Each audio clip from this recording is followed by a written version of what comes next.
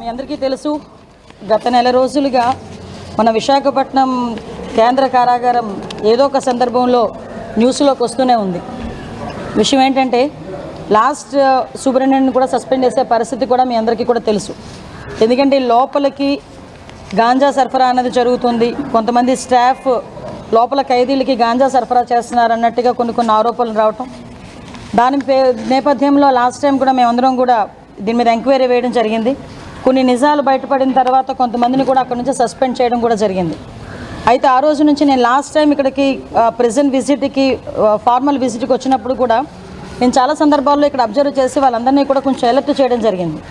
ఎందుకు ఈ మాట చెప్తున్నానంటే, ప్రతిసారి మేడం ఏంటి లాస్ట్ 5 years గురించి మాట్లాడతారని మీరు అనుకోవచ్చు, కానీ ఆ ల్యాప్సెస్ అన్నవి చాలా క్లియర్గా మేము ఫేస్ చేయాల్సిన పరిస్థితి వచ్చింది.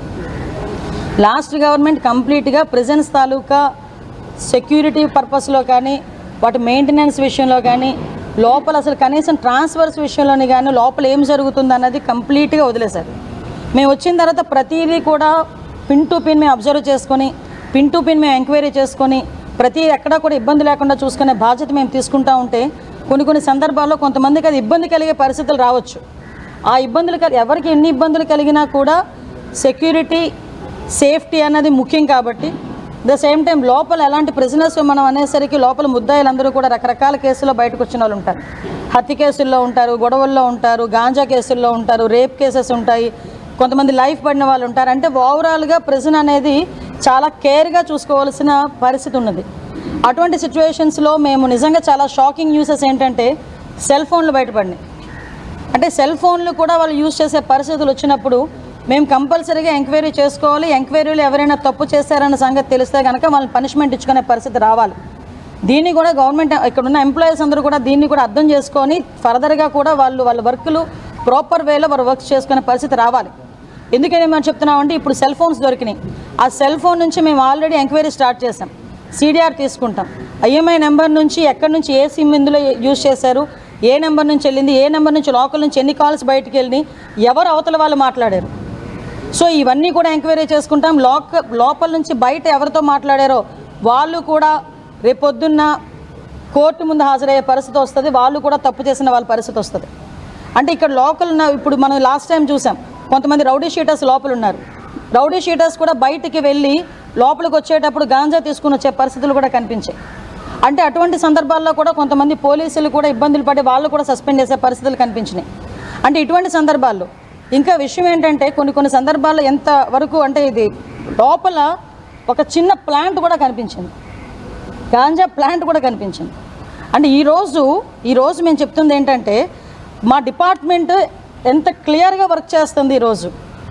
అంటే ఎక్కడా కూడా ఒక ఇంచును కూడా వదలకుండా చాలా క్లియర్ కట్గా వారి సర్వేలెన్సెస్లో పెట్టుకొని అటువంటి సిచ్యువేషన్స్ ఏమీ రాకుండా ఈరోజు అంతా పగడ్బందీగా చేస్తున్నాం. పగడ్బందీగా చేస్తున్న సందర్భంలో కొంతమందికి ఇది ఇబ్బంది రావచ్చు, కొంతమందిని ట్రాన్స్ఫర్ చేయాల్సిన పరిస్థితి రావచ్చు, కొంతమందిని సస్పెండ్ చేయాల్సిన పరిస్థితి కూడా రావచ్చు. దీన్ని పెద్ద భూతద్దంలో చూసి మళ్ళీ మా మీదకి తిరిగి అదేదో అంటారు కదా, బురద జల్లే పరిస్థితి మాత్రం రాకూడదని ముందుగా మీ అందరికీ కూడా ఇన్ఫర్మేషన్ ఇస్తున్నాం. మేము చాలా క్లియర్గా దీని మీద ఎంక్వైరీ చేస్తున్నామండి. ఎక్కడ ఏ పొరపాటు జరిగినా కూడా ఎవరిని కూడా ఉపేక్షించే పరిస్థితి లేదు. ఆ ఎంప్లాయీస్ అయినా కూడా, నేను ఇప్పుడే ఎంప్లాయీస్ అందరికీ కూడా చెప్పి వచ్చాం. ఈరోజు లాస్ట్ ఇంచుమించు మీరు నమ్ముతారా, ప్రిజన్స్లో కానీ పోలీస్ స్టేషన్స్లో కానీ 5 సంవత్సరాల పైన ఈరోజు వరకు కూడా కొంతమంది ఎంప్లాయీస్ పాతుకుపోయి ఉన్నారు. కొన్ని సందర్భాల్లో వాళ్ళతో ఉన్న రిలేషన్ పెట్టుకుంటారు, లోపల వాళ్ళు ఖైదీలతో కొంత రిలేషన్ పెట్టుకుంటారు. అంటే నేను అందరినీ చెప్పట్లేదండి, కొంతమంది వ్యవహారం జరుగుతుంది.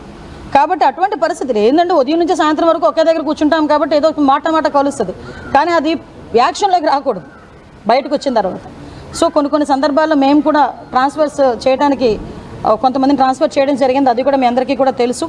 మేమందరికీ కూడా చాలా క్లియర్గా ఎక్స్ప్లెయిన్ చేయాలి, పబ్లిక్కి కూడా తెలియాలనే ఉద్దేశంతోనే ఈరోజు నేను ఇక్కడికి రావడం జరిగింది. ఇక్కడికి వచ్చిన తర్వాత కొన్ని విషయాలు నేను ఎక్కడైతే సెల్ ఫోన్ దొరికిందో అది కూడా చూసి వచ్చాను. ఎక్కడైతే వీళ్ళు మొన్న రీసెంట్గా ఎవరైతే ఆరోపణలు బయటకు వచ్చి చేశారో, ఏ బ్యారక్లో అయితే మమ్మల్ని చెక్ చేశారు, బట్టలు తీసి చెక్ చేశారని చెప్పారు, ఆ బ్యారక్ను కూడా చూసి వచ్చాను. ఒకటి మాత్రం చెప్తున్నానండి, నేను డిపార్ట్మెంట్లో అందరికీ మేము హోమ్ మినిస్టర్ని, అందరికీ గౌరవ సీఎం గారు ముఖ్యమంత్రి. ఇందులో మాకు ఎటువంటి పక్షపాత వైఖరులు మా దగ్గర ఉండవు. అందరూ మా కుటుంబ సభ్యులే. కానీ తప్పు చేస్తే ఎవరినైనా పనిష్ చేస్తాం. ఆ విషయం గురించి అని చెప్పడానికని క్లియర్గా చెప్పడానికని వచ్చాము. ఇక్కడ ఉన్న వాళ్ళందరికీ కూడా చాలా క్లారిటీగా చెప్పాం. వాళ్ళు వెల్ఫేర్ మేము చూసుకుంటాం, కానీ గవర్నమెంట్కి ఎక్కడ కూడా చెడ్డ పేరు రాకుండా, ఇక్కడ స్టాఫ్కి ఎక్కడ చెడ్డ పేరు రాకుండా చేసుకోవాల్సిన బాధ్యత కూడా అందరి మీద ఉంది. దయచేసి మీరందరూ కూడా సహకరించాల్సిందిగా కోరుకుంటున్నా. మా పత్రికా సోదరులకు కూడా మీ అందరికీ కూడా ఒకటే విన్నపం, ఏం జరిగిందన్నది మీకు క్లియర్గా మేము ఎక్స్ప్లెయిన్ కూడా చేస్తాం. ప్రతి ఒక్క విషయాన్ని ఎక్స్ప్లెయిన్ చేస్తున్నాం పబ్లిక్, ఎందుకంటే మీరే ప్రజలకి మాకు ప్రభుత్వానికి మధ్యలో ఉన్న వారధులు. మీ దగ్గర మీకైనా క్లియర్గా ఇన్ఫర్మేషన్ ఇవ్వాలి కాబట్టి ఈరోజు ఇక్కడ ఒకసారి చూసి మీతో మాట్లాడడం జరిగింది.